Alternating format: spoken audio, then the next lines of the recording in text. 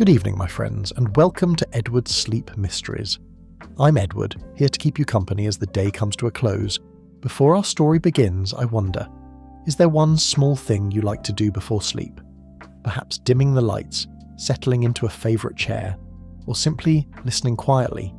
You may share it with us if you wish. Subscribe if these moments bring you comfort. Now breathe slowly and allow the story to carry you gently onward. Chapter 1. The Morning That Arrived Uninvited. There are mornings which arrive upon the world with the gentle punctuality of a familiar friend, bringing with them no more surprise than the turning of a well-worn page or the striking of a clock whose chime has been heard, unchanged for generations.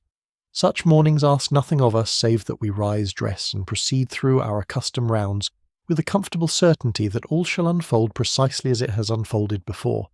The sun, should it choose to appear at all through the grey English winter sky, does so with a kind of apologetic modesty, as though aware that its presence is expected but not particularly required.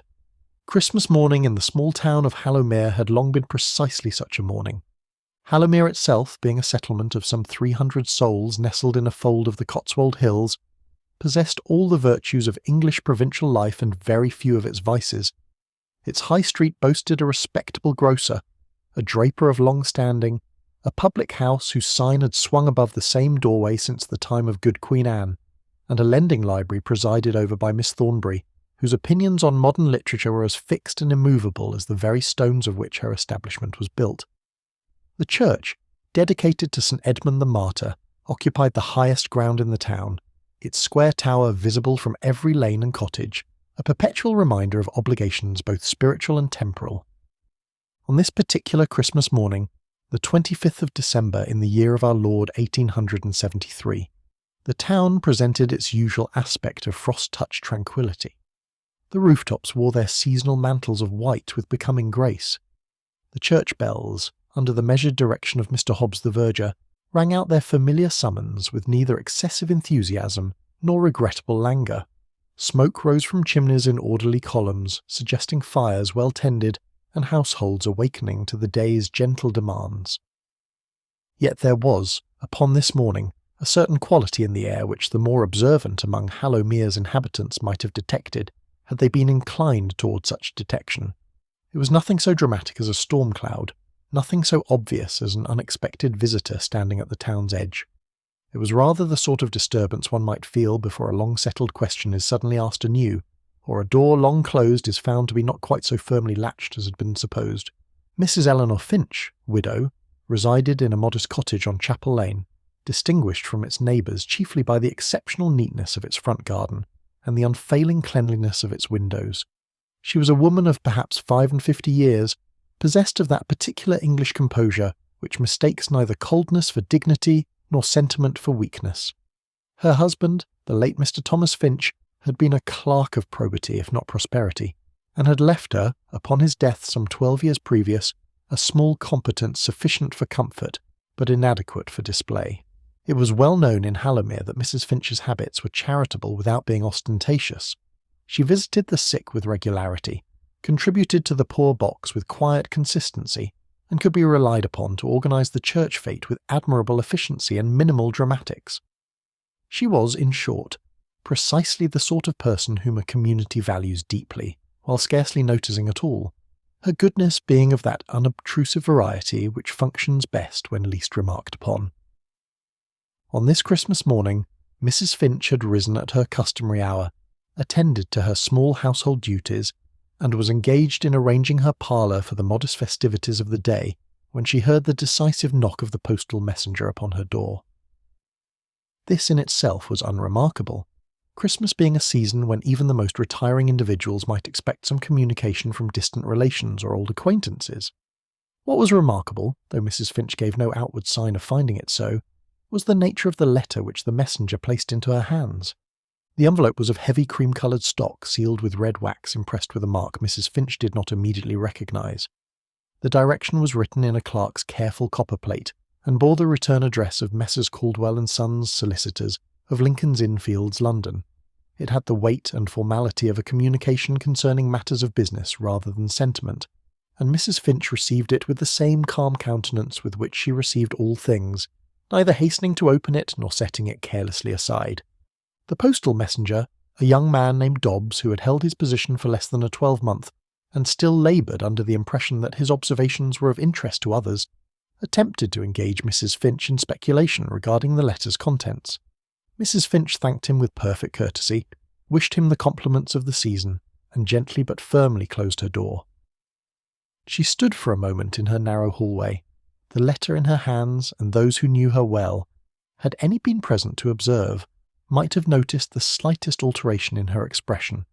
It was not alarm, nor even surprise, but rather the look of one who has long anticipated a particular piece of news, and finds, upon its arrival, that anticipation has not diminished its significance. Without haste, but with evident purpose, Mrs. Finch carried the letter to her small writing desk, placed it carefully among her other correspondence, and proceeded with her preparations for the day.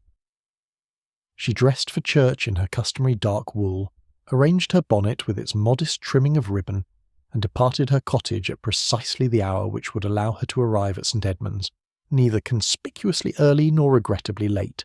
The letter remained upon the desk unopened, its seal unbroken, its contents undisclosed. Yet its presence had altered something in the very atmosphere of the cottage, much as a single cloud, though small and distant, may alter the quality of light across an entire landscape. Mrs. Finch had received it with restraint because she was a woman of restraint, but she had also received it as one receives that which has been, in some quiet corner of the heart, long expected. The town of Hallowmere, occupied with its Christmas devotions and domestic pleasures, noticed nothing amiss. The day proceeded with its accustomed gentleness. Yet something long settled had been, however quietly, stirred, and though the ripples were not yet visible upon the surface, they were already spreading outward through waters whose stillness had been, perhaps, more apparent than real. Chapter 2, A Letter Set Aside with Care. The observance of Christmas Day in Hallowmere followed a pattern as reliable as the phases of the moon, and considerably more agreeable to those who find comfort in the predictable succession of modest pleasures. The morning service at St. Edmund's drew all but the most determinedly irreligious or the positively bedridden, and even among these latter several made heroic efforts to attend, supported by the arms of devoted relations and the certainty that absence would be noted and discussed. Mrs. Finch took her accustomed place in the third pew from the front on the left-hand side as one faces the altar, a location which she had occupied with such consistency over the years that the very wood seemed to have accommodated itself to her particular form. She sat with her hymnal open upon her lap, her gloved hands folded atop it, her expression composed in that attitude of respectful attention which suggests a mind both present to its devotions and undistracted by worldly concerns. The Reverend Matthew Crowley, a gentleman of perhaps 40 years whose scholarly inclinations had been somewhat dampened by the practical demands of a country parish, delivered a sermon of irreproachable sentiment and comfortable length. He spoke of the Nativity, as was proper to the season, and of the virtues of charity, humility, and neighbourly affection, themes which could offend no one, and which had the advantage of requiring neither excessive preparation nor dangerous originality. His voice, though lacking the commanding resonance of some of his more theatrical brethren in the cloth, possessed a gentle earnestness which suited both his nature and the temperament of his flock. As the congregation rose and settled, sang and prayed, Mrs. Finch participated with her usual quiet diligence. Yet had any soul been watching her with particular care, which none were, they might have observed that her gaze occasionally drifted to the stained glass window depicting the flight into Egypt, and that when it did so a certain pensiveness crossed her features, as fleeting as shadow upon water. Among the congregation that morning were personages whose acquaintance the reader would do well to make, for they shall prove material to our narrative. Mr. Jonathan Hale occupied a pew some 3 rows behind Mrs. Finch, positioned where he might observe, without obvious scrutiny, the assembled worthies of the town. He was a bachelor of independent means, neither young nor precisely old, being somewhere in that indefinite territory where a man might be anywhere between 35 and 50, depending upon the light and his most recent dinner. He had come to Hallowmere some 7 years previous, seeking, as he explained to those who inquired, a quiet place in which to pursue his literary and historical interests. These interests manifested themselves chiefly in the form of detailed journals regarding the daily life of the town, observations which he recorded with the meticulous attention of one who believes that the small truths of ordinary existence contain more genuine value than the celebrated dramas of distant capitals. Mr. Hale was blessed, or perhaps cursed, with the particular quality of noticing things. Not in the manner of those who notice only what serves their vanity or confirms their prejudices, but with a genuine curiosity about the patterns and peculiarities of human behaviour. He noticed, for instance, that Mrs. Lowen's hat this Christmas morning bore a new silk ribbon of deep burgundy, suggesting either improved circumstances or a willingness to exceed them. He noticed that young Dobbs, the postal messenger, seated in the back beside his mother, appeared unusually alert, as though possessed of information he considered consequential. Most particularly, he noticed that Mrs. Finch, though maintaining her customary outward demeanour, held herself with a certain quality of restraint that went beyond mere composure. It was the attitude of one consciously governing strong feeling, rather than one experiencing no feeling at all. Mr. Hale, whose profession it was to observe such distinctions, made a small mental notation of this fact, filed it away among his other observations, and returned his attention to the Reverend's sermon. Mrs. Beatrice Lowen, widow of the late Mr. Charles Lowen, who had been something significant in the grain trade, sat in the front pew with the assurance of one whose position in local society was both established and vigilantly maintained. She was a woman of considerable presence, not solely on account of her physical dimensions, which were generous, but more particularly because of her unwavering conviction that the proper ordering of society depended upon persons of discernment, paying close attention to matters which lesser individuals might foolishly ignore. These matters included, though were by no means limited to, questions of inheritance, property, marriage, and the various subtle gradations of social precedence, which distinguish a truly civilized community from mere aggregations of humanity. Mrs. Lowen had observed the arrival of the postal messenger at Mrs. Finch's cottage that morning, having been fortuitously positioned at her parlour window at the relevant moment. She had noted the quality of the envelope, the London postmark, and the solicitor's return direction. She had further noted that Mrs. Finch, upon receiving this communication, had closed her door with what might, to a less perceptive observer, have appeared to be ordinary courtesy, but which Mrs. Lowen interpreted as significant discretion. All of this information had been carefully stored away for future consideration, and, should occasion warrant judicious deployment in conversation, the service concluded with a final hymn, rendered with more enthusiasm than precision, and the congregation dispersed into the pale winter sunlight with expressions of seasonal goodwill and invitations to modest refreshment. Mrs. Finch exchanged courteous words with several neighbours, accepted with gracious humility the thanks of those who had benefited from her charitable attentions during the preceding year, and made her way homeward along streets where ice still glittered in the shadows untouched by the sun's weak warmth. The afternoon passed in that pleasant suspension of ordinary activity which characterises Christmas Day in respectable households. Mrs. Finch partook of a simple dinner, read for a time from her well-worn Book of Common Prayer, and attended to certain small domestic arrangements which required neither haste nor delay. The letter from Messrs. Caldwell and Sons remained upon her writing desk, its presence neither forgotten nor urgently attended to, much like a difficult conversation one knows must occur, but which need not occur immediately. As the early winter darkness began to settle upon Hallowmere, and lamps were lit in windows throughout the town, Mrs. Finch at last took up the letter and examined it more closely. The seal bore the impress of the firm, 3 interlocked letters beneath a representation of scales, that ancient symbol of legal judgment and measured deliberation. She turned the envelope over in her hands, feeling its weight, noting the precision of the direction, postponing by these small attentions the moment of actual revelation. Then, with the decisive gesture of one who has concluded that postponement serves no useful purpose, she broke the seal and withdrew the contents. There were several pages, written in the clear hand of a professional clerk and headed with formal precision, in the matter of the estate of Miss Arabella Wainwright, deceased. Mrs. Finch read slowly, her expression unchanging, though once or twice she paused to reread a particular passage, as though confirming what she had already understood. The letter informed her, in language whose legal formality scarcely disguised its essential human significance, that certain property and funds long held in a complicated arrangement of trusts and disputed claims had at last been resolved by the courts. Through various instruments and provisions whose details need not concern us, these assets had been determined to belong, rightfully and legally, to Mrs. Eleanor Finch, née Ashford, of Hallowmere. The sum was not vast by the standards of the wealthy, but it was considerable by any measure relevant to Mrs. Finch's circumstances. The property consisted of a small estate in Somerset, together with its rents and revenues dating back some 23 years to the death of the aforementioned Miss Wainwright.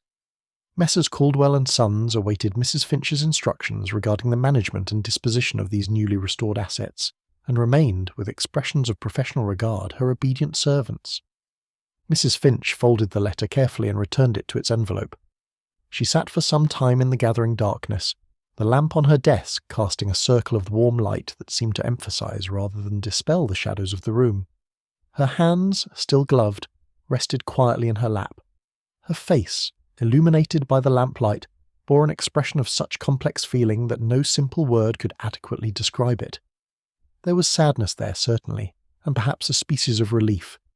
There was remembrance of things long past and recognition of consequences long delayed.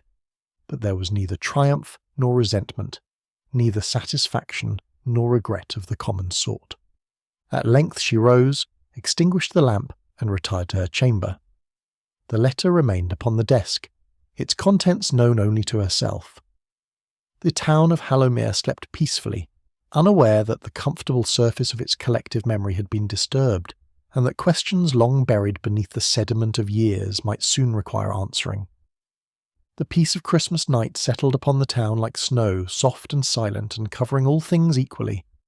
But beneath that peace something had shifted, and though none yet knew it, the morning would bring changes as subtle and as irreversible as the turning of the season. Chapter 3, Faces That Knew the Season Too Well. The days which follow Christmas possess a peculiar quality, being neither quite festive nor entirely ordinary, suspended as they are in that interval between celebration and the resumption of normal affairs. In Hallowmere, this intermediate period was marked by the continuation of neighbourly visits, the consumption of remaining seasonal delicacies, and a general reluctance to abandon completely the gentler rhythms of holiday observance for the more demanding tempo of everyday industry. It was during these days, unremarkable in themselves, that certain subtle alterations in the town's atmosphere began to manifest, perceptible only to those possessed of particular sensitivity to the currents of human interaction. These changes were not dramatic. No voices were raised in the street, no accusations flung across garden walls. Indeed, to the casual observer, Hallowmere presented its usual aspect of provincial tranquillity. Yet something had shifted, as surely as a river's current shifts when a stone, though unseen beneath the surface, alters the water's flow. Mr. Jonathan Hale, whose habits included a daily constitutional through the town's principal thoroughfares regardless of weather, noticed these alterations with the practised attention of one who has made human behaviour his particular study. On the morning of the 27th of December, encountering Mrs. Finch near the lending library, he observed that Mrs. Pemberton, the baker's wife, offered her greeting with a certain studied quality, as though the ordinary words of daily courtesy required unusual consideration before utterance. The greeting itself was perfectly civil, even warm, yet it possessed that indefinable character of calculation which distinguishes the carefully prepared from the genuinely spontaneous. Later that same day, taking his luncheon at the public house, Mr. Hale noted that conversation at the adjoining table ceased abruptly when Mrs. Finch passed the window outside, resuming only after she had moved beyond earshot. The silence itself was unremarkable, being of the sort that often accompanies the passage of any respected personage. What arrested Mr. Hale's attention was the quality of the glances exchanged among the temporarily silent parties, glances which suggested not merely notice, but speculation of a purposeful variety. These observations, individually insignificant, accumulated in Mr. Hale's mind with the steady accretion of evidence whose meaning remains obscure yet undeniably present. He was not a man given to hasty conclusions, nor did he possess that unfortunate tendency, common among certain students of human nature, to impose dramatic interpretations upon perfectly innocent circumstances. Yet he could not escape the conviction that something in the town's relationship to Mrs. Finch had undergone a transformation, subtle but unmistakable. The source of this transformation became clearer when, on the 28th, Mr. Hale encountered Mrs. Lowen emerging from the draper's establishment. That lady, never reluctant to engage in conversation when possessed of information she deemed significant, greeted him with an expression of what might charitably be called concerned interest. "Mr. Hale," said she, arranging her parcels with the air of one performing a task of some importance, I trust you enjoyed a pleasant Christmas." Mr. Hale assured her that he had, and returned the courtesy with appropriate inquiries regarding her own festivities. "Most agreeable," Mrs. Lowen replied, though her tone suggested that pleasantness was not her primary concern at present. Though one cannot help but reflect at such seasons upon the mysteries of Providence and the unexpected turns which fortune may take. Mr. Hale, recognising the preamble to a communication of substance, waited with patient curiosity. "I observed," Mrs. Lowen continued, lowering her voice to that pitch which suggests confidentiality, while remaining perfectly audible to any interested parties, "that Mrs. Finch received a letter on Christmas morning, from a London solicitor no less, Messrs. Caldwell and Sons of Lincoln's Inn Fields."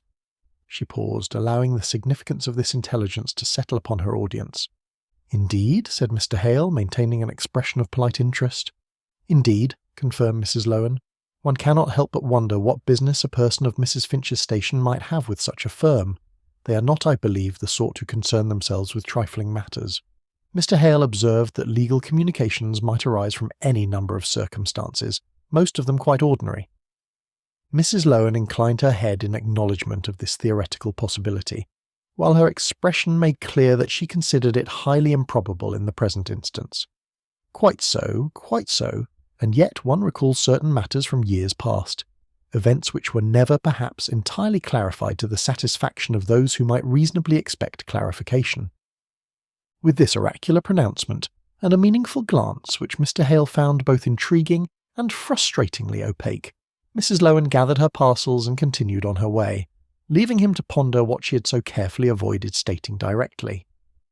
That evening Mr. Hale recorded in his journal the observations of recent days, noting with particular care the alteration in how Mrs. Finch was regarded by her neighbours. He wrote, "There has emerged a quality of attention toward E.F. which suggests the revival of old knowledge, or perhaps the recognition that what was thought concluded may yet prove otherwise. The town watches her now with eyes that have remembered something they had, whether deliberately or through the simple passage of years, contrived to forget." The following Sunday, the first after Christmas, provided further confirmation of this curious phenomenon. At the church service, Mr. Hale noted that while Mrs. Finch occupied her usual pew, the patterns of social interaction before and after the service had subtly altered. Greetings were offered with a shade more formality, conversations concluded more swiftly when she approached, and throughout the congregation there circulated an atmosphere of heightened awareness, as though each person present was simultaneously observing and being observed.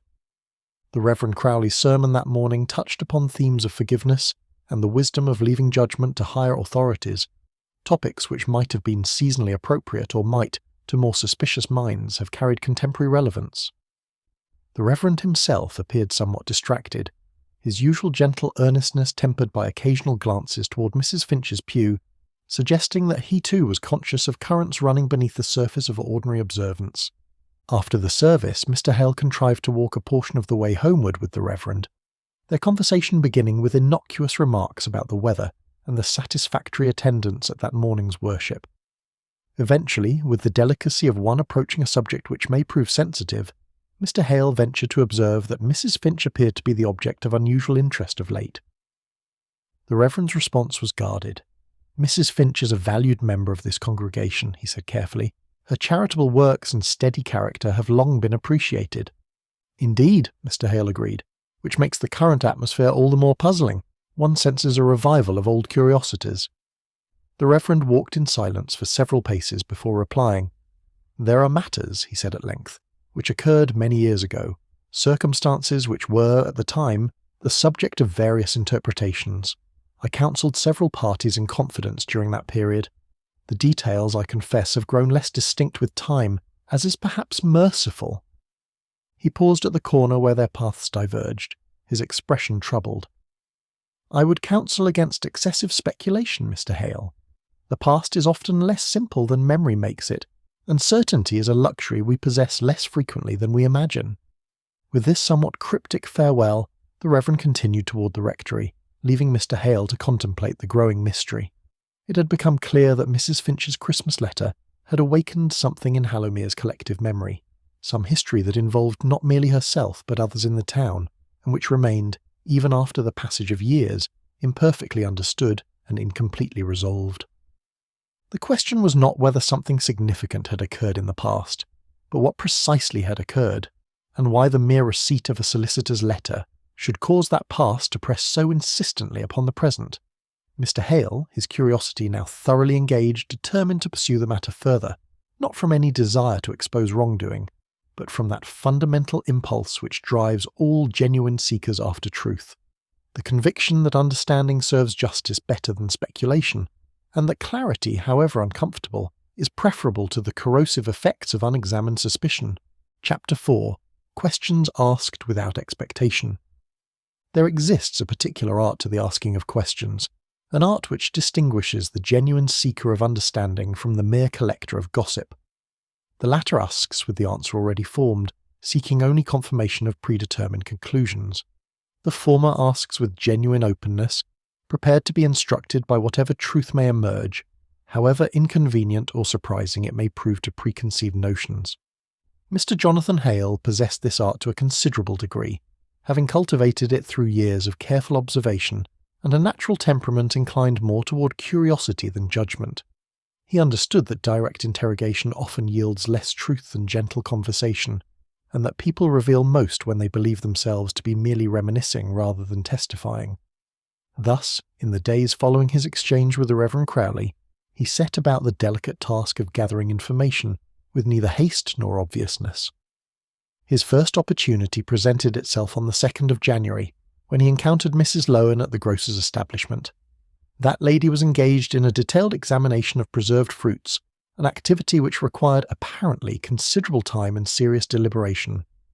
Mr. Hale, selecting items for his own modest household, found himself positioned adjacent to her, amid the aromatic atmosphere of tea, coffee, and spices, which gave the shop its characteristic and not unpleasant scent.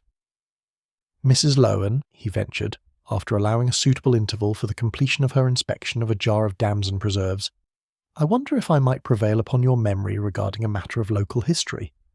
Mrs. Lowen, never averse to being consulted on subjects which allowed her to display her comprehensive knowledge of Hallowmere's affairs, set down the jar and turned toward him with an expression of interested attention. "I am attempting," Mr. Hale continued, "to compile a more complete chronicle of the town's recent decades. You mentioned, when we spoke previously, certain events from years past which remained imperfectly clarified. I confess the reference intrigued me, though I would not wish to trespass upon matters of a private nature." Mrs. Lowen required no further encouragement. "You refer, I collect, to the winter of 1850. A difficult season, Mr. Hale, and one which left certain questions unresolved in the minds of those who recall it." She glanced about the shop, noted that they were alone, save for young Mr. Parsons behind the counter, who was advantageously deaf in one ear, and lowered her voice to a confidential pitch. "Miss Arabella Wainwright," she began, "was a lady of independent means who resided at Wainwright House, some 2 miles beyond the town proper, a woman of perhaps 45 years at the time of which I speak, possessed of considerable property and no near relations. She employed several servants, among them a young woman named Eleanor Ashford, who served as her companion." "Ashford," Mr. Hale repeated thoughtfully. "That was Mrs. Finch's maiden name, was it not?" "It was indeed," confirmed Mrs. Lowen. "Mrs. Finch, as she now is, served Miss Wainwright for some 3 years. She was a capable young woman, well-spoken and attentive to her duties. Miss Wainwright grew greatly dependent upon her, or so it was observed by those who had occasion to visit the house." Mrs. Lowen paused, selecting her next words with visible care. "In the autumn of that year there were certain rumours. Nothing definite, you understand, but whispers concerning a child. Some said Miss Wainwright had taken in a foundling. Others suggested matters of a more delicate nature. The household became exceedingly private, receiving few visitors and conducting its affairs with unusual discretion." "And then," prompted Mr. Hale gently, "Miss Wainwright fell ill that winter. It was sudden, or seemed so to those not intimate with the household. She was attended by Dr. Morehouse, who has since passed away, and by Eleanor Ashford, who nursed her with devotion. The illness progressed swiftly, and Miss Wainwright died on the 14th of February 1851. Mrs. Lowen's expression grew more complex, combining regret, curiosity, and something approaching disapproval. The peculiarity, Mr. Hale, lay in what followed. The estate, which was considerable, passed to distant cousins in Hampshire. The child, if child there was, disappeared from Hallowmere. Some said it had died, others that it had been sent away. Eleanor Ashford left service shortly thereafter and removed to London. When she returned some years later as Mrs. Finch, widow of a respectable clerk, none thought to question her too closely. The past, it seemed, had been concluded. Yet you suggest it was not. Mrs. Lowen pursed her lips. There were always those who wondered whether Miss Wainwright's will had been properly executed, whether all parties had received their rightful portions. The lawyer who handled the estate, a Mr. Caldwell of London, conducted matters with such dispatch that certain formalities seemed, to suspicious minds, somewhat hurried. The same firm, then, that recently communicated with Mrs. Finch. The very same, Mrs. Lowen confirmed with meaningful emphasis, which suggests, does it not, that matters presumed settled may have been merely postponed. Mr. Hale thanked Mrs. Lowen for her recollections and departed the grocer's with much to consider. The outlines of a story were beginning to emerge, though its true shape remained obscure. A wealthy woman, a devoted companion, a mysterious child, and a death followed by a hasty disposition of property. It was a combination of elements which might suggest several different narratives, some innocent, others less so. That evening, Mr. Hale called upon the Reverend Crowley at the rectory, that comfortable if somewhat draughty establishment which housed Hallowmere's spiritual shepherd. The Reverend received him in his study, a room whose shelves held volumes of theology and classical learning in approximately equal measure with agricultural journals and local histories. "Reverend," Mr. Hale began after they had settled themselves with tea, "I hope you will not think me impertinent if I return to the subject we touched upon briefly after service last Sunday. I have learned something of the history involving Miss Wainwright and Mrs. Finch, and I confess myself puzzled by certain aspects of that history." The Reverend stirred his tea with careful attention, his expression troubled. "I counselled several parties during that period," he said slowly. "My predecessor, the Reverend Blackwood, had died the previous summer, and I was newly arrived to the parish. I was young then, Mr. Hale, and perhaps less certain in my judgments than I should have been." "What was the nature of your counsel, if I may ask?" The Reverend rose and moved to the window, looking out upon the darkening street. "I counselled forgiveness, Mr. Hale, and discretion. There were those who believed certain actions required public accounting. I encouraged them to consider mercy, to recognise that circumstances may be more complex than they appear, and that silence is sometimes the greater wisdom." He turned back toward his guest. "I believed then, and I believe now, that I acted rightly. Yet I confess that I did not, perhaps, understand fully what I was counselling others to accept. The child who was at the centre of those events, whether truly a foundling or something else, was removed from Hallowmere with such speed that few even saw the infant. Miss Wainwright died, and with her died certain knowledge that might have clarified much. And Eleanor Ashford?" "Departed without explanation. I spoke with her only once shortly before she left. She thanked me for my kindness and assured me that she had acted according to her conscience. There was a sorrow about her, Mr. Hale, but also a resolution. She gave me to understand that she had made choices which cost her dearly, but which she believed to be necessary." The Reverend returned to his chair, his hands clasped before him. "I have often wondered, over the years, whether the discretion I encouraged served truth or merely convenience, whether what we chose to forget was properly forgotten or improperly buried." Mr. Hale sat in thoughtful silence. The pieces of the puzzle were accumulating, yet they formed no clear picture. A child removed, a benefactor dead, a companion departed, and now, after more than 2 decades, a letter from the same London solicitor who had handled the original estate. Whatever had occurred in that winter of 1850 remained shrouded in uncertainty, but it was becoming clear that the letter Mrs. Finch had received on Christmas morning had awakened questions which discretion had long suppressed but never truly answered. "I thank you for your candour, Reverend," Mr. Hale said at length. "I believe Mrs. Finch to be a woman of integrity, and I am inclined to think that whatever the truth may be, it will prove less scandalous than speculation suggests." "I pray you are right," the Reverend replied. "For if there was injustice done, whether to Mrs. Finch or by her, it would grieve me greatly. She has been a blessing to this parish, and I would not see her peace disturbed without cause." As Mr. Hale walked homeward through the winter darkness, he reflected that mysteries are often less about discovering what happened than about understanding why it happened, and that the latter question requires not merely facts but compassion. Chapter 5: The Weight of Old Kindnesses. The peculiar characteristic of small towns, which distinguishes them from the more anonymous congregations of humanity found in great cities, is that every action, however private in intention, ripples outward through a web of connection and memory until it touches shores far distant from its origin. In Hallowmere, where 3 generations might reside within sight of one another, and where the butcher's daughter had married the draper's son in a union celebrated as the natural confluence of complementary trades, nothing occurred in isolation. Every history was entangled with every other, and the past exerted its influence upon the present with the quiet persistence of roots beneath paving stones. As Mr. Hale continued his inquiries, conducting them with that mixture of genuine interest and careful discretion which characterized his approach to all matters of human complexity, he discovered that the winter of 1850 had left its mark upon more souls than he had initially supposed. The death of Miss Wainwright and the departure of Eleanor Ashford had not been isolated events, but rather stones dropped into still water, their effects spreading outward in ways both visible and concealed. His attention was drawn, through a conversation overheard in the lending library, to the person of Mr. Leonard Griggs, a gentleman now approaching his 70th year, who had served as executor to Miss Wainwright's estate. Mr. Griggs maintained a small office above the draper's shop, where he conducted such legal and financial business as a country town required. He was known as a man of precision and probity, qualities which had earned him the trust of Hallowmere's more substantial citizens over the course of a long career. Mr. Hale called upon him on the pretext of requiring advice regarding certain documents related to his own modest property holdings.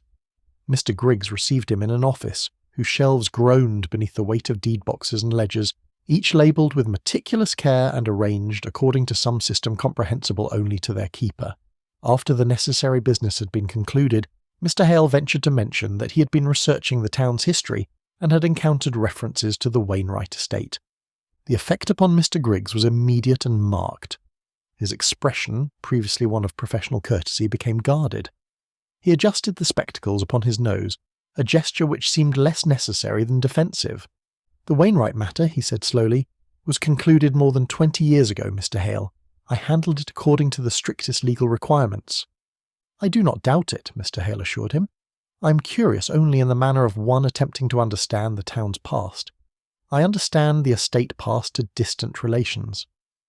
To second cousins residing in Hampshire, Mr. Griggs confirmed, the Wainwright family had dwindled to a mere handful by that time. Miss Wainwright herself was the last of the direct line. The property and investments, after proper legal procedures, passed to those next entitled by blood. "And the household staff? I understand there were several servants." Mr. Griggs rose and moved to the window, his back to his visitor. "They were provided for according to their stations. The companion, Miss Ashford, received a sum appropriate to her years of service. The others likewise. All was done properly, Mr. Hale, I assure you." Yet there was something in his tone, a quality of insistence that seemed to protest more than the question warranted. Mr. Hale, sensitive to such nuances, recognised the voice of a man who had long justified his actions to himself, and perhaps did not find the justification as complete as he wished. "I have heard," Mr. Hale said gently, "that there were questions at the time, matters concerning a child." Mr. Griggs turned sharply. "There were rumours. There are always rumours when a wealthy woman dies and leaves her fortune to relations she scarcely knew. But rumours are not facts, Mr. Hale. I acted upon facts, upon legal documents properly witnessed and executed. What gossips chose to whisper in corners was no concern of mine." "Of course," Mr. Hale agreed. "Though I wonder if you might recall what became of the child, if child there was." "I was not privy to all domestic arrangements," Mr. Griggs replied stiffly. "My concern was the estate, not the household's private affairs. If Miss Wainwright had taken in a foundling, as some claimed, that child would have had no claim upon the estate in any case. The law is quite clear on such matters." Mr. Hale thanked him and departed, carrying with him the impression of a man who had acted within the letter of the law, while perhaps harbouring doubts about its spirit. It was not evidence of wrongdoing, but it suggested that the neat legal conclusion of Miss Wainwright's estate had left certain human questions unresolved. His next encounter proved more illuminating. Miss Ruth Calder, now a woman of advanced years, resided in a small cottage maintained largely through the charity of the parish. She had served as housemaid at Wainwright House during the final years of Miss Wainwright's life, and though her memory had grown uncertain in some particulars, she retained vivid recollections of that household. Mr. Hale found her in her cottage garden, despite the January cold, tending to rose bushes which would not bloom for many months yet. She greeted him with the cheerful vagueness of the elderly and seemed pleased to have company. After suitable preliminaries, Mr. Hale mentioned that he had been learning about the old days at Wainwright House. "Ah," said Miss Calder, her face softening with remembrance. "Those were good years, before the sadness came. Miss Wainwright was a fine lady, though lonely, I think. The house was too large for one person, even with servants. She read a great deal and kept to herself mostly. I understand Miss Ashford was a great comfort to her." "Oh, Eleanor," Miss Calder said warmly. "Such a sweet-natured girl and devoted to the mistress. When the baby came, it was Eleanor who cared for it night and day." "The baby was Miss Wainwright's, then?" Miss Calder looked confused. "I never rightly knew whose baby it was, sir. It appeared one autumn night, and the household was told to speak nothing of it. But I heard the mistress weeping sometimes, and I heard her say to Eleanor, 'You have given up everything.' Those were her very words, sir. 'You have given up everything, and I can never repay such sacrifice.'" "What happened to the child?" "It was taken away, sir, some months before the mistress died. Eleanor accompanied it, and when she returned her eyes were red from weeping. Shortly after that Miss Wainwright fell ill. Some said it was grief that killed her, though the doctor said it was pneumonia." Miss Calder plucked absently at a bare rose stem. "Eleanor left soon after the funeral. She gave me this cottage, sir, though I never understood how she had the means. Said it was a gift from Miss Wainwright's estate, but Mr. Griggs claimed to know nothing of it. I have lived here ever since, and every winter I remember that sad household, and wonder what became of that poor baby." As Mr. Hale walked back toward the town centre, the story had begun to acquire a shape, though its true outline remained obscured by conflicting accounts and deliberate silences. What was becoming clear was that Eleanor Ashford had been at the centre of events, trusted by Miss Wainwright, suspected by some, and remembered by others with affection. Whether she had been beneficiary or victim, manipulator or sacrifice, remained to be determined. But the weight of old kindnesses, both given and received, pressed upon the present with increasing force, and Mr. Hale understood that the truth, when it emerged, would likely prove more complex and more painful than simple scandal. Chapter 6. What was remembered incorrectly. Memory, that treacherous faculty upon which we nonetheless depend for our very sense of continuity and self, possesses the unfortunate tendency to reshape the past according to the demands of the present. What we remember is rarely what occurred, but rather what we needed to have occurred in order to justify what we have since become. In this manner, communities no less than individuals construct histories which serve comfort more faithfully than they serve truth. Mr. Jonathan Hale, having accumulated a considerable body of recollections from various sources, found himself in possession of what appeared to be several different stories wearing the same names and dates. The contradictions were not dramatic, consisting rather of those small discrepancies which might be attributed to the ordinary failures of memory. Yet, as he sat in his study one evening, arranging his notes with the methodical care of a scholar attempting to construct a coherent narrative from fragmentary sources, he began to perceive that certain inconsistencies pointed toward a conclusion quite different from what the town's collective memory had established. The dates, for instance, troubled him. Mrs. Lowen had placed Miss Wainwright's death on the 14th of February, 1851. The Reverend Crowley, consulting such parish records as survived, confirmed this. Yet Miss Calder had spoken of the child being removed some months before the death, which would place its departure in the autumn of 1850. Mrs. Lowen, however, had suggested that the child's disappearance had coincided with Eleanor Ashford's departure after the funeral, which occurred in late February.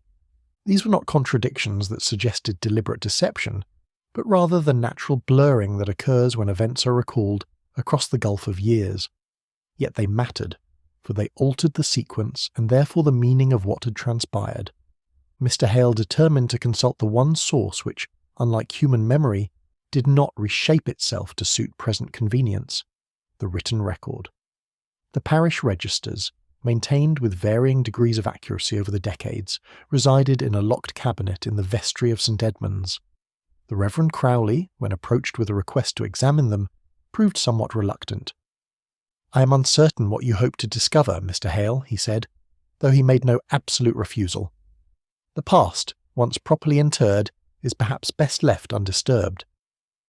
"I seek only accuracy, Reverend," Mr. Hale replied. "If Mrs. Finch is to be judged, whether favourably or otherwise, Let it be upon what actually occurred rather than what has been imperfectly remembered. The Reverend, recognising the justice of this position, consented. Together they examined the registers for the years 1848 through 1852, those volumes being most relevant to the matter at hand. What they discovered proved illuminating. Miss Arabella Wainwright's death was recorded on the 14th of February 1851, as reported. But there was another entry, easily overlooked, dated the 10th of October 1850. It recorded a baptism performed privately at Wainwright House, a female child, name given as Sarah, parents listed simply as of the household. No surname was recorded, and the entry bore the notation foundling in the margin. "I had forgotten this," the Reverend murmured. "Or rather, my predecessor performed the baptism, and I inherited the record without the story attached to it." Mr. Hale's attention had been caught by another detail. The baptism had occurred in October of 1850, yet Miss Calder had spoken of the child arriving one autumn night. If the baptism followed soon after arrival, then the child had been in the household for several months before Miss Wainwright's death, not merely a few weeks as some accounts suggested. Further examination revealed another significant entry, a record of charitable donations made to the parish, dated November 1850 through January 1851. The donations were listed as coming from E. Ashford in trust, and were of a modest but consistent amount. The notation was in the Reverend Blackwood's hand, and beside it he had written a single word: education. Eleanor Ashford was supporting someone's education, Mr. Hale said slowly, even then, even while still in service. The Reverend nodded. It would seem so, though whose education and how a companion of limited means came to have funds in trust I cannot say. And armed with these discoveries, Mr. Hale next turned his attention to a matter which had troubled him since his conversation with Mr. Griggs. The executor had claimed that the estate passed to distant cousins in Hampshire according to proper legal procedure. Yet Mrs. Lowen had suggested that the disposition had been hasty, and Miss Calder had mentioned a cottage given to her by Eleanor, though Mr. Griggs denied knowledge of it. Mr. Hale composed a carefully worded letter to the Somerset House Registry, inquiring after property transfers in Hallowmere during the year 1851. The reply, when it arrived some weeks later, contained information which cast the accepted narrative in a decidedly different light. The cottage in which Miss Calder resided had indeed been transferred to her, but not as a gift from the Wainwright estate. The transfer had been made in November of 1850, 3 months before Miss Wainwright's death, and the grantor was listed as Eleanor Ashford. The sum paid was nominal, suggesting a gift, yet the source of Eleanor's ability to make such a gift was nowhere indicated. More significantly, the registry revealed that a small property in Somerset, part of the original Wainwright holdings, had been placed in a complicated trust arrangement in December of 1850. The trust specified that income from the property was to be used for the education and maintenance of a child of the parish, with Eleanor Ashford named as trustee. Upon the child reaching majority, or upon the trustee's death, the property was to revert to the Wainwright estate for final disposition. This arrangement had evidently been made while Miss Wainwright still lived, yet it had not been mentioned in the settlement of her estate. Mr. Griggs had either been unaware of it, which seemed unlikely for a conscientious executor, or had chosen not to include it in his accounting, which suggested motivations less than transparent. The picture that emerged from these discoveries was neither simple nor scandalous, but rather poignant in its complexity. Eleanor Ashford had somehow come into possession of modest means while still in service. She had used those means to secure a home for an elderly servant and to establish a trust for the education of a child. She had done so before her employer's death, yet the estate settlement had proceeded as though these arrangements did not exist. The most troubling implication was that the inheritance which had recently been restored to Mrs. Finch might not be an unexpected windfall, but rather the return of something which had been, through legal manoeuvring or simple oversight, misdirected decades earlier. The Somerset property, held in trust for a child who had disappeared from Hallowmere's memory, had never been properly accounted for. Mr. Hale sat late into the evening contemplating these findings. The town had remembered a story of possible manipulation, of a companion who might have unduly influenced a vulnerable employer. But the document suggested a different narrative entirely, one in which Eleanor Ashford had possessed resources she should not have had, yet had used them not for personal enrichment, but for the benefit of others. The mystery was no longer whether she had benefited unjustly, but how she'd come to have anything to give in the first place, and why the giving of it had been so carefully concealed. The truth, Mr. Hale reflected, was revealing itself not as a dramatic revelation, but as a slow correction of accumulated misunderstanding. What the town had remembered incorrectly was not the facts themselves, but their arrangement and significance. The question now was whether anyone, including Mrs. Finch herself, possessed knowledge of what had truly transpired in those long-ago months when a child arrived, a benefactor weakened, and a young woman made choices whose consequences were still unfolding nearly a quarter-century later. Chapter 7. Winters long before this one. There are stories which, though they concern events of great consequence to those who lived them, pass into obscurity not through lack of witnesses, but through an excess of discretion. Such stories become like rivers that flow underground, their courses known only by the occasional spring that breaks the surface, hinting at depths and currents unseen. The true history of Eleanor Ashford and Miss Arabella Wainwright was such a story, and it required more than mere documents to bring it fully into the light. Mr. Hale's researches had revealed the skeleton of events, but skeletons, however carefully assembled, cannot speak. What was needed was the voice of someone who had known the principals intimately, who had witnessed the unfolding of that long-ago winter with understanding rather than mere observation. Such a person, Mr. Hale had come to believe, might yet exist, though finding them would require both persistence and fortune. Fortune, as it happened, arrived in the form of a letter forwarded to him by Miss Thornbury of the Lending Library. It came from a Mrs. Harriet Pemberton of Bath, a distant relation of the late Miss Wainwright, who had seen Mr. Hale's name mentioned in correspondence with the Somerset Registry, and had taken it upon herself to write to him, care of the library, that being the only Hallowmere address she could recall. The letter, written in a clear if somewhat tremulous hand, expressed Mrs. Pemberton's understanding that inquiries were being made regarding her late cousin's affairs. She wished to know, she wrote, whether these inquiries were prompted by malice or by a genuine desire for understanding, for she possessed information which she had long kept in confidence, but which, given recent developments, she felt ought perhaps to be made known to those who sought the truth in good faith. Mr. Hale replied immediately, assuring Mrs. Pemberton of his honourable intentions, and expressing his willingness to call upon her in Bath should she be amenable to such a visit. Her response came within the week, inviting him to take tea with her on a date convenient to his arrangements. Thus it was that on a grey February afternoon, Mr. Hale found himself in the drawing-room of a genteel establishment in Bath, seated across from a lady of perhaps 75 years, whose aristocratic bearing could not entirely conceal the warmth of her manner. "You must understand, Mr. Hale," Mrs. Pemberton began, after the tea had been poured and the initial courtesies observed, "that I have kept silent on these matters for more than 2 decades.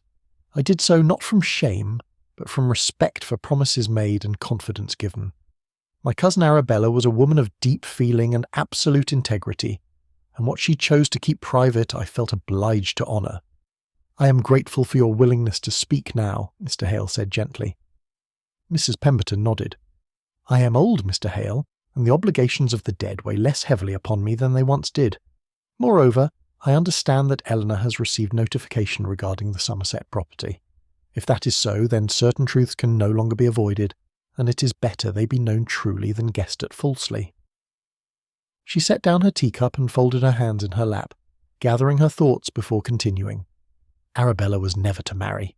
This was not for want of offers in her youth, but because her affections had been engaged by a gentleman whose circumstances made marriage impossible. He was married already, you see, trapped in a union arranged by his family when he was scarcely more than a boy.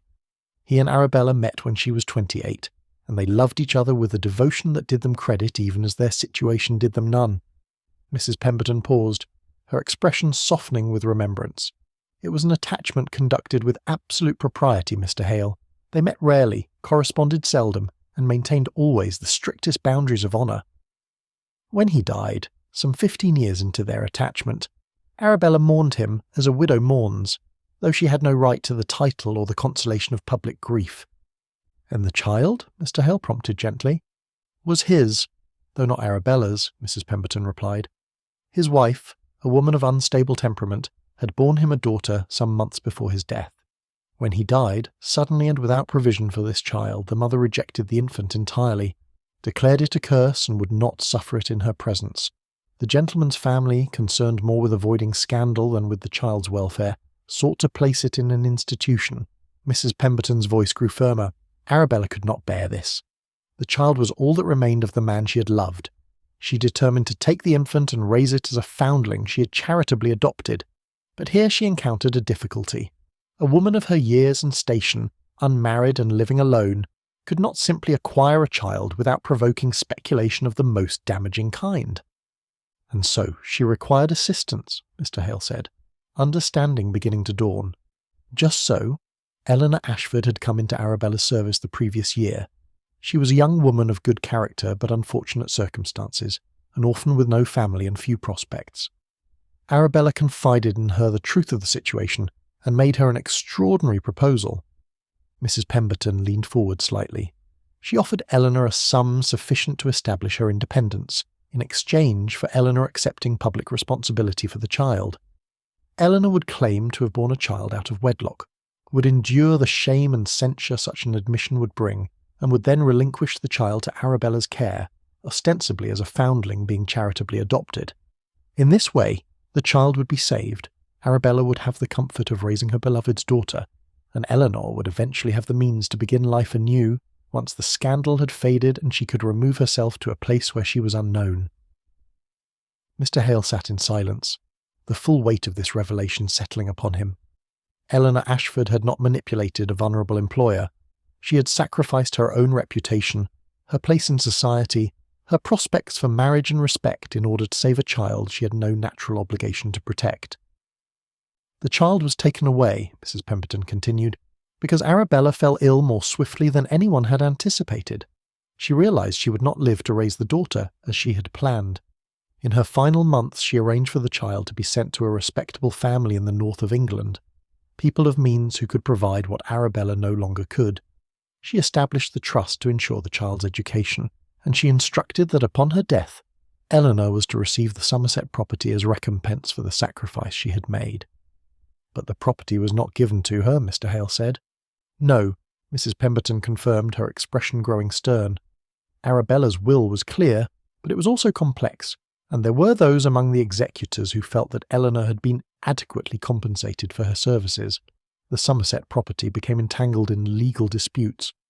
Eleanor, wishing only to escape the painful memories of Hallowmere, did not fight for it. She took what modest sum was offered and departed, believing the matter closed. Mrs. Pemberton poured more tea, her movements deliberate. But the law, Mr. Hale grind slowly and exceeding fine. The disputes were eventually resolved, and the courts determined that Arabella's intentions had been improperly executed. The property, with accumulated rents dating back to her death, has been deemed to belong rightfully to Eleanor Finch. It is a matter of justice long delayed, not of fortune undeserved. As Mr. Hale travelled back to Hallowmere that evening, he carried with him the true story of that long-ago winter, and with it the understanding that Eleanor Ashford had given up not merely everything, as Miss Wainwright had said, but her very honour itself for the sake of a child who was not her own. Chapter 8. The Shape of a Forgotten Mercy. Truth, when it emerges after long concealment, does not always arrive with the force of revelation. Sometimes it comes quietly, settling upon the understanding like snow upon a landscape, transforming what had seemed familiar into something altogether different, yet doing so with such gentleness that one scarcely notices the moment of change itself. So it was that Mr. Jonathan Hale, returning from Bath with the full knowledge of Eleanor Ashford's sacrifice, found himself seeing Hallowmere with altered eyes. The town which had seemed merely curious about Mrs. Finch's unexpected inheritance now appeared to him as a community unconsciously nursing old guilts and half-remembered shames. For if Eleanor had been wronged, then those who had whispered about her, who had allowed her to depart under clouds of undeserved suspicion, who had settled comfortably into the silence that followed her leaving, bore some portion of responsibility for that wrong. Yet Mr. Hale was not a man inclined toward accusation. He understood that ignorance is not the same as malice, and that a community which errs collectively may yet redeem itself collectively, given opportunity and proper understanding. The question which occupied his thoughts was not how to apportion blame, but how to restore what had been lost without inflicting unnecessary pain in the process. He began with a visit to Mrs. Finch herself. It was a delicate matter, for he could not be certain how much she wished her history to be known, nor whether the reopening of such painful memories would be welcome or cruel. Yet he felt that she deserved to know that someone understood the truth of what she'd endured, and that the town's current speculations, however uncomfortable, might be gently corrected before they hardened into new injustices. He found her at home on an afternoon when weak February sunlight struggled through persistent clouds. She received him in her modest parlour, that same room where the Christmas letter had first been opened, and offered him tea with the calm hospitality that characterised all her actions. "Mr. Hale," she said, when they were settled, "I suspect your visit is not merely social." "No, Mrs. Finch," he admitted. "I have been making inquiries into certain historical matters, and I have learned things which I believe you should know have come to light." She set down her teacup with steady hands. "You have discovered the truth about the child." "I have," he confirmed gently. "Mrs. Pemberton of Bath was kind enough to share with me what she knew of your arrangement with Miss Wainwright." Mrs. Finch was silent for a moment, her gaze directed toward the window. When she spoke, her voice was quiet but firm. "I have never regretted what I did, Mr. Hale. The cost was high, higher perhaps than I fully understood when I agreed to it. But Sarah was innocent, and she deserved a chance at life unburdened by the circumstances of her birth. That Miss Wainwright could not, in the end, provide that life herself was tragedy enough. That I could help, even at the price of my own reputation, seemed the very least I could do. The child thrived, I hope." A soft smile touched Mrs. Finch's features, the first genuine expression of happiness Mr. Hale had seen her display. "She did indeed. The family who took her in were good people, prosperous merchants in York. They raised her as their own daughter, and never told her the truth of her origins. She married well, and has children of her own now. I have followed her life from a distance, never intruding, but always knowing that she was safe and loved. And the payments you made for education were for the children of servants from Wainwright House who found themselves in difficult circumstances after Miss Wainwright's death," Mrs. Finch replied. "I had received a small sum when I left, and I felt it should be used for those who had even less than I. Miss Calder's cottage was similarly placed, for she had nowhere else to go, and I could not bear to see her turned out." Mr. Hale leaned forward slightly. "Mrs. Finch, the inheritance that has been restored to you was meant to be yours from the beginning. Miss Wainwright intended it as recompense for your sacrifice. You were denied what was rightfully yours through legal manoeuvring or oversight." "I know," she said simply. The letter from Messrs. Caldwell explained as much. The firm's founder, old Mr. Caldwell, handled the estate improperly. His son, discovering the error in reviewing old files, felt obligated to correct it. I did not seek this restoration, but neither can I in conscience refuse it. The money represents Miss Wainwright's wishes, and I will honour those wishes as I have always tried to do." "The town," Mr. Hale ventured carefully, "has been speculating about your circumstances. There are those who wonder whether you came by this inheritance fairly." Mrs. Finch's expression remained composed. "I expected as much. Memory is selective, Mr. Hale, and people recall what they need to recall in order to maintain their peace of mind. I left Hallowmere under a shadow of my own making, and I returned as Mrs. Finch, widow of a respectable clerk, hoping that the past would remain buried. Perhaps that was foolish of me." "It was understandable," Mr. Hale said warmly. "But I wonder, with your permission, whether the truth might now be shared. Not to shame those who thought ill of you, but to restore your honour and to allow the community to make amends for assumptions that were uncharitable if understandable." Mrs. Finch considered this proposal in silence. Outside, the weak sun had lost its brief battle with the clouds, and a light rain began to fall, pattering against the window glass with patient persistence. "I am weary of silence, Mr. Hale," she said at last. "I have lived with it for so long that it has become almost comfortable, like an old garment worn thin but familiar. Yet you are right that silence has allowed misunderstanding to flourish. If the truth can be told without vindictiveness, without causing unnecessary pain to those who merely failed to understand, then perhaps it should be told." "There is another consideration," Mr. Hale added gently. "Sarah herself. She is a woman grown, with children of her own. Does she deserve to know that her life was purchased at such cost, that somewhere in England an elderly woman has carried the burden of her secret all these years?" Mrs. Finch's eyes glistened, though no tears fell. "I have thought of that often. Miss Wainwright wished her to live unburdened by knowledge of her origins, yet she is no longer a child who needs protecting. She's a woman who might wish to know that she was loved enough that strangers sacrifice for her sake. She rose and moved to her writing desk, withdrawing from it a worn leather portfolio. I have kept records, Mr. Hale. Letters from the family in York reporting on her progress. Clippings from the York newspapers mentioning her husband's business successes. A notice of her eldest son's admission to Cambridge. All the pieces of a life lived well. A life that justified everything that was given up to make it possible. Mr. Hale accepted the portfolio, understanding the trust being placed in him. I will use this information wisely, Mrs. Finch, I promise you that.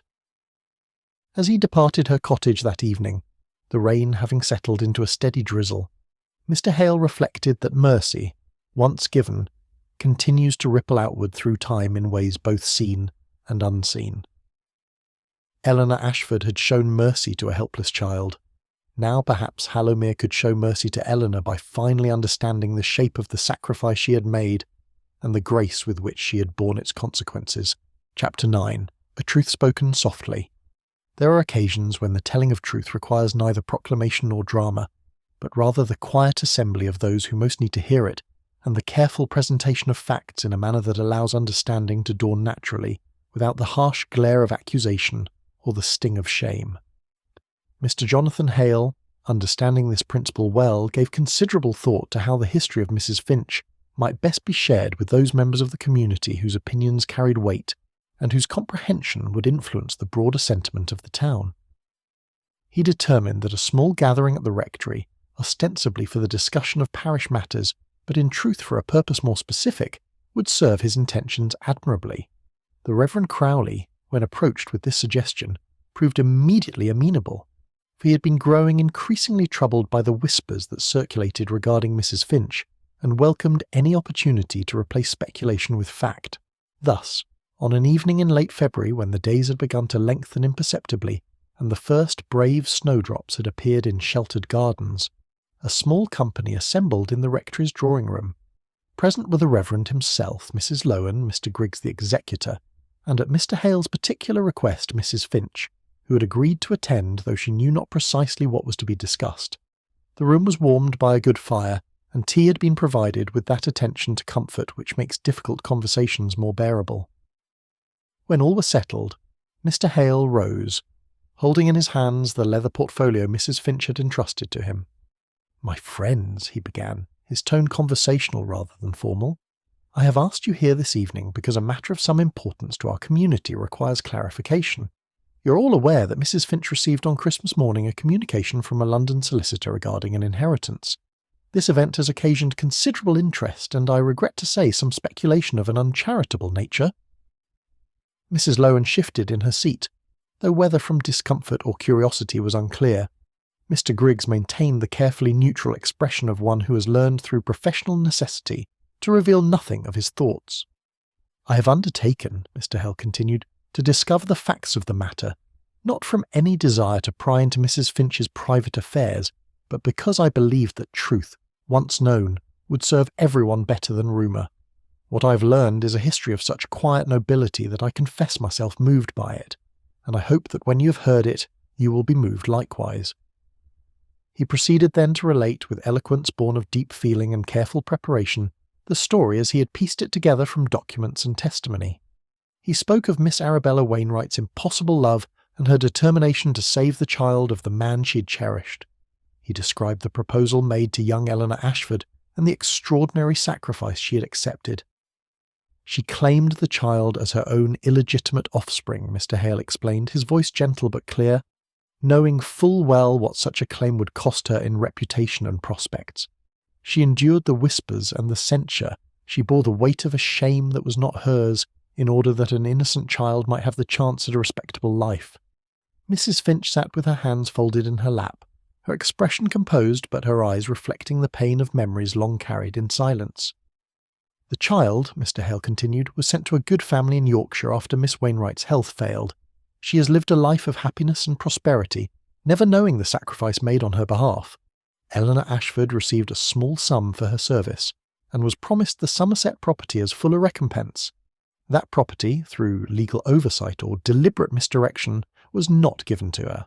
She departed Hallowmere rather than fight for what was rightfully hers, seeking only to escape painful associations and begin anew. He turned to Mr. Griggs, his gaze direct but not unkind. The recent communication from Messrs. Caldwell and Sons represents the correction of that long-ago error. The current Mr. Caldwell, reviewing his father's files, discovered the discrepancy and felt honour-bound to rectify it. The inheritance is not a windfall, but rather justice delayed by more than 20 years. The room was profoundly quiet. Mrs. Lowen had pressed a handkerchief to her lips, her eyes wide with the shock of understanding. Mr. Griggs had gone quite pale, his professional composure shaken by the realization of the role he had unwittingly played in perpetuating an injustice. The Reverend Crowley was the first to speak. "Mrs. Finch," he said, his voice thick with emotion, "I find myself overwhelmed with admiration for what you did, and with regret for what you were forced to endure. That this community allowed you to bear such a burden alone, that we permitted assumptions of impropriety to stand unchallenged, shames us all." Mrs. Lowen rose and crossed to where Mrs. Finch sat.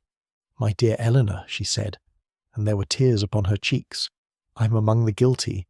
I harboured suspicions, I repeated whispers, and I never once considered that there might be a story of grace beneath the scandal I imagined. Can you forgive such blindness?" Mrs. Finch took Mrs. Lowen's extended hands in her own. "There is nothing to forgive," she said softly. "You knew only what you could see, and I chose to allow you to see what would protect another. The fault, if fault there was, lies not in your failing to understand, but in circumstances that required such deception in the first place." Mr. Griggs, who had been sitting in stricken silence, finally found his voice. "I executed that estate according to the letter of the law," he said, though his tone carried no defensiveness, only regret. "But I fear I did not execute it according to the spirit of justice. I wonder now whether I was too hasty, too willing to satisfy distant heirs, and too little concerned with those who had served faithfully." "You acted according to your understanding at the time," Mrs. Finch replied with characteristic generosity. "That fuller understanding has now come is perhaps evidence that truth, however long delayed, finds its way to light eventually." The Reverend rose and moved to stand beside the fire, his hands clasped behind his back. "What troubles me most," he said thoughtfully, "is that a young woman felt compelled to destroy her own good name in order to preserve a child's future. That our society creates conditions in which such choices become necessary speaks to failings far beyond this single case. We pride ourselves on our Christian charity, yet we maintain structures of judgment that punish the innocent along with the guilty, and sometimes punish innocence most severely of all." Mr. Hale nodded. "Which is why, Reverend, I believe this story should be more widely known, not to condemn Hallowmere for its past ignorance, but to remind us all that the quick assumption of wrongdoing serves neither truth nor mercy. Mrs. Finch's sacrifice was made in silence, but perhaps its revelation can teach us to be slower to condemn and quicker to consider that what appears as scandal may in truth be courage." The gathering continued for some time, moving from revelation to reflection, from individual guilt to collective understanding. There were apologies offered and graciously accepted, there were tears shed and comfort given, and through it all ran the quiet recognition that a wrong, though long-standing, could yet be acknowledged, and a measure of justice, though delayed, could yet be done. When at last the company dispersed into the February night, each carried with them not merely the facts of an old story, but a renewed appreciation for the complexity of human choice and the danger of hasty judgment. Truth had been spoken softly, but it had been heard clearly, and in the hearing, Hallowmere had taken its first steps toward a more complete and compassionate understanding of one who had dwelt among them with unrecognized nobility for many years. Chapter 10. Christmas. Restored in quiet measure. Spring came to Hallowmere that year with a gentleness that seemed almost apologetic, as though nature herself wished to soothe the small wounds of revelation and misunderstanding that the winter had uncovered. The snowdrops gave way to crocuses, and the crocuses in turn to daffodils, each succession of bloom marking the passage of time and the gradual healing that time, when accompanied by goodwill, invariably brings.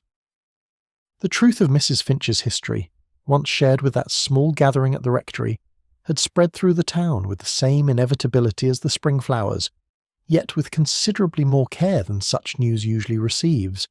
Mrs. Lowen, to her great credit, had taken it upon herself to ensure that the story was told accurately and with proper emphasis upon its lesson of charity, rather than its potential for sensation. She, who had once been most ready to suspect, now became most vigorous in defence, and there was something touching in the thoroughness of her conversion. The inheritance, when it was formally settled, proved to be substantial though not extravagant. Mrs. Finch found herself possessed of the Somerset property, a modest but well-maintained estate that generated sufficient rents to provide comfort, together with accumulated revenues that represented more than 2 decades of careful stewardship by the courts. It was, as Mr. Hale had said, justice delayed, and Mrs. Finch received it with the same quiet dignity with which she had borne its denial. What she chose to do with this restoration of her rightful property was observed by Hallowmere with interest that gradually transformed into admiration. She did not remove to Somerset, nor did she alter her habits of modest living. Instead, she set about a series of benefactions that spoke eloquently of her character and her understanding of what Miss Wainwright would have wished.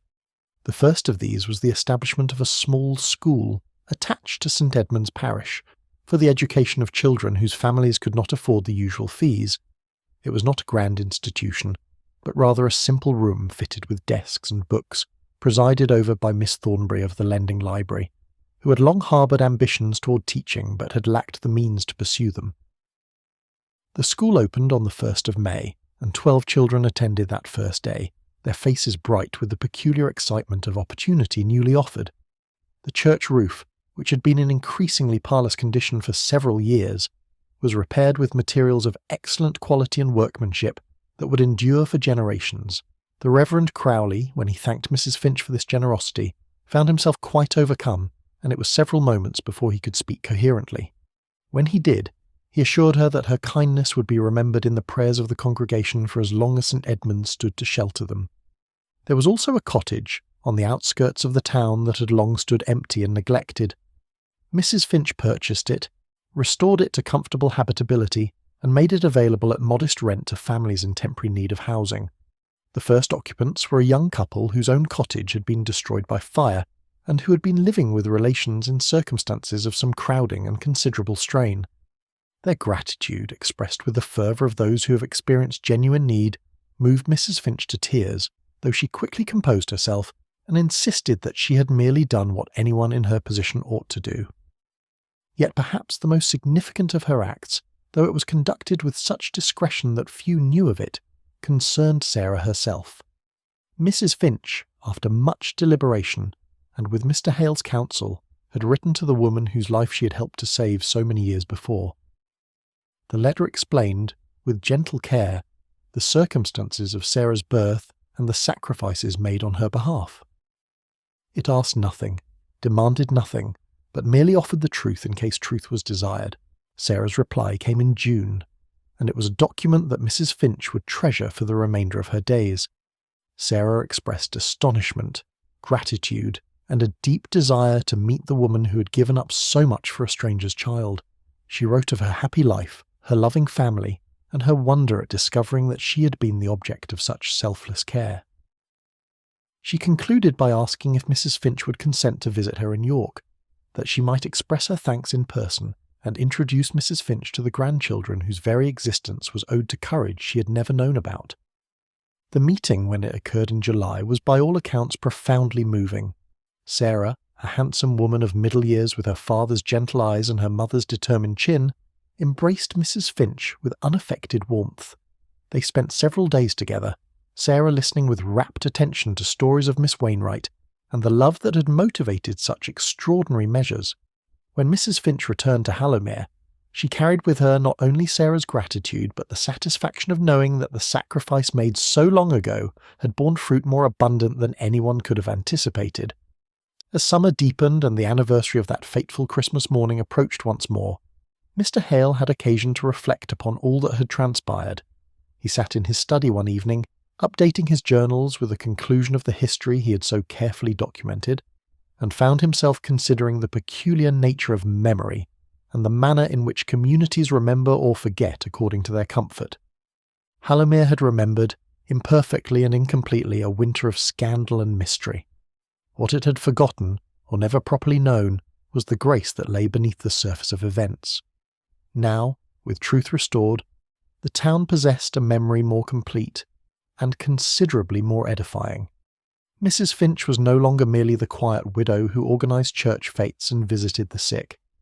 She was a woman who had sacrificed honour itself for the sake of an innocent child, who had borne judgment in silence rather than expose others to pain, and who had returned good for the evil of misunderstanding.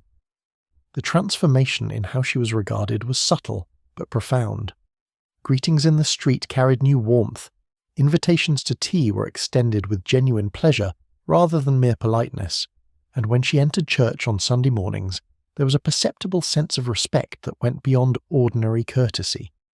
She had become, though she would have rejected such description, something approaching a moral exemplar for the community. Yet Mrs. Finch herself remained unchanged in her essential character. She continued her charitable works, attended to her modest household, and conducted herself with the same unassuming grace that had always characterized her manner. If she took satisfaction in the restoration of her good name, she gave no outward sign of it.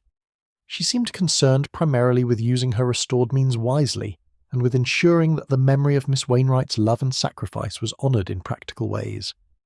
When Christmas came again to Hallowmere, arriving on schedule and with its usual mixture of frost and festivity, the town observed it with perhaps a deeper understanding of its true meaning.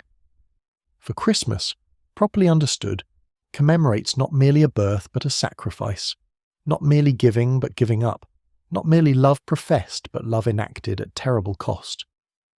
The morning service at St. Edmund's was well attended, and the Reverend Crowley's sermon touched upon themes of mercy, sacrifice, and the quiet heroism of ordinary people who choose what is right over what is comfortable.